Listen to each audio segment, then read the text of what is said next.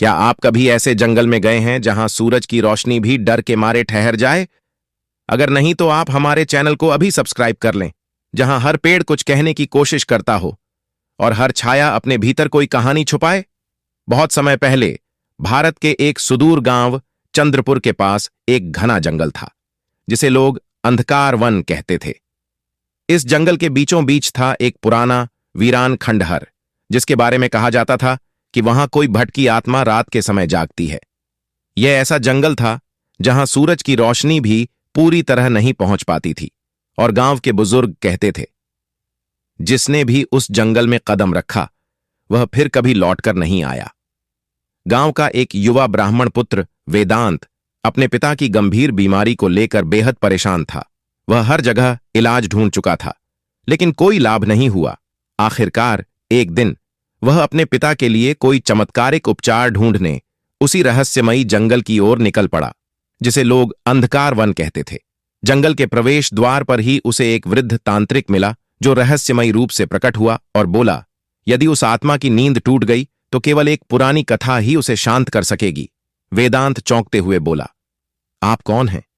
इस अंधकार वन में अकेले? और मेरा रास्ता क्यों रोका है आपने? परंतु यह सुनकर वेदांत की आंखों में दृढ़ता आ गई। वह धीमे स्वर में बोला, तो मुझे वही कथा ढूंढनी होगी, उससे पहले कि बहुत देर हो जाए। वह बिना कुछ कहे आगे बढ़ जाता है, और तभी अंधकार वन का एक ऐसा रहस्य जागता है जो समय, जीवन और मृत्यु तीनों को चुनौती देता है। वेदांत जैसे ही अंधकार वन में प्रवेश करता है, उसके चारों ओर फैले पेड़ों की शाखाएं उसे ऐसे घूरने लगती हैं जैसे कोई अदृश्य शक्ति उसकी हर हरकत पर नजर रख रही हो। कुछ दूर चलने के बाद उसे टूटी फूटी ईंटों से बनी एक पुरानी हवेली दिखाई देती है, जो जंगल के ठीक बीचों बीच खंडहर बन चुकी है। वेदांत हिम्मत जुटाकर हवेली की ओर बढ़ता है। वह एक लंबे अंधेरे गलियारे से होकर अंदर आता है। गलियारे में धूल जमी है। कुछ देर बाद वेदांत एक कमरे की ओर मुड़ता है। कमरे में घुसते ही उसकी नजर दीवारों पर पड़ती है।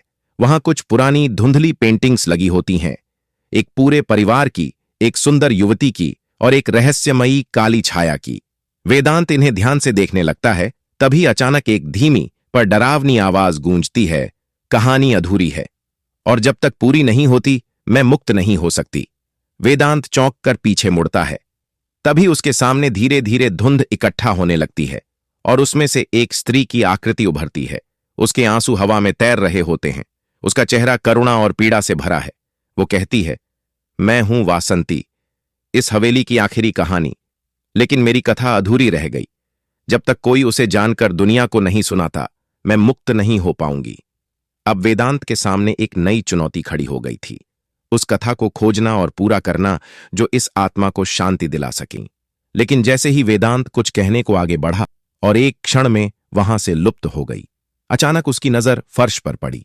एक टूटा हुआ कंगन। वेदांत ने वह कंगन अपने बैग में रख लिया। खंडहर की दीवारों पर कुछ पुराने चित्र उकेरे गए थे, किसी रानी का चित्र, एक युद्ध का दृश्य और एक अधजली राजमुद्रा। दीवारों पर कुछ संस्कृत श्लोक भी खुदे हुए थे, जो समय के साथ मिट चुके थे, पर एक अंश अब भी पढ़ा जा सकता था, या भूता या जीविता या रजसा लिप्ता, अर्थात वह जो अतीत की है या वर्तमान की, जो तमस से बंधी है। उसी क्षण उसे एक धीमा स्वर सुनाई दिया, जैसे कोई दीवार के पीछे से उसे पुकार रहा हो, वेदांत, सत्य को मत छूना, वह तुम्हें खा जाएगा। वेदांत घबरा गया, लेकिन तभी खंडहर की दाईं ओर की दीवार पर एक हल्की सी दरार खुद ब खुद खुलने लगी। उस अंधेरे मार्ग में कदम रख दिया। अंधेरे गलियारे में कदम रखते ही वेदांत के चारों ओर का वातावरण और भी रहस्यमयी हो गया। गलियारे की दीवारों पर छोटे छोटे दीपक टिमटिमा रहे थे, जैसे किसी अदृश्य शक्ति ने उन्हें हाल ही में प्रज्वलित किया हो। दीवारों पर उकेरी गई प्राचीन मूर्तियां, कहीं ध्यानमग्न तपस्वियों की, कहीं युद्धरत योद्धाओं की, मौन भाव से उसकी प्रत्येक चाल पर दृष्टि टिकाए हुए थीं। वेदांत भगवा वस्त्रों में, पीठ पर झोला टांगे, अत्यंत सावधानी से आगे बढ़ रहा था।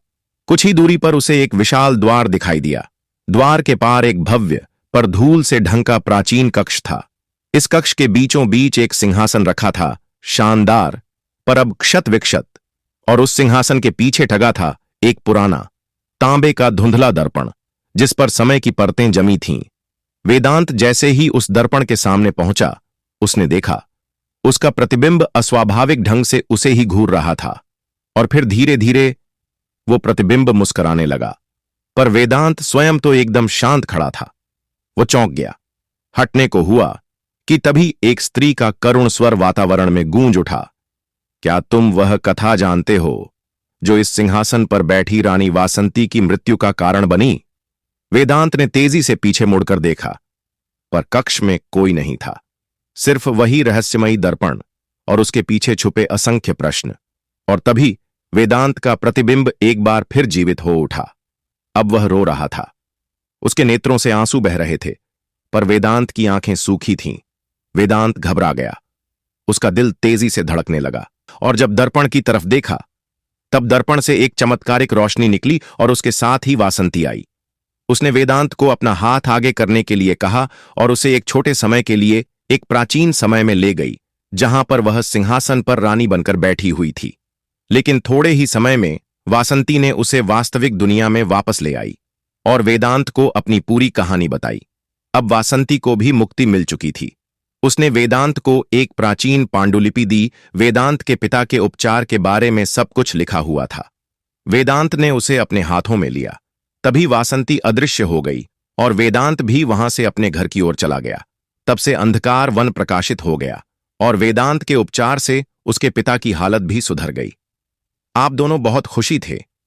अगर आप भी ऐसे रहस्यमयी कहानी सुनना चाहते हैं तो हमारे चैनल कथा पुराण को सब्सक्राइब अवश्य करें।